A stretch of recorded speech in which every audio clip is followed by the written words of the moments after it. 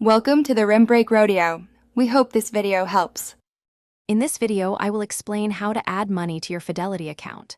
First, log into your Fidelity account online or through the mobile app. Navigate to the Transfers or Deposit section.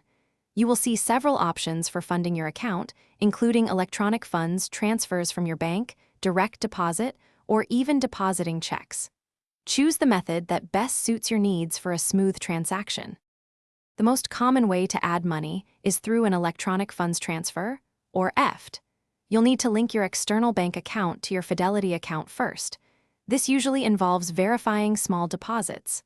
Once linked, you can easily initiate transfers directly from your bank to Fidelity.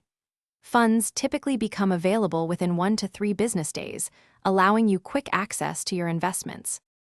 Beyond EFTs, you have other convenient options. You can set up a direct deposit from your paycheck, ensuring consistent contributions to your investments. Mailing a check is also an option. Just be sure to include your account number. For larger amounts or urgent transfers, a wire transfer can be used, though it might involve a small fee. Choose the method that aligns with your financial planning.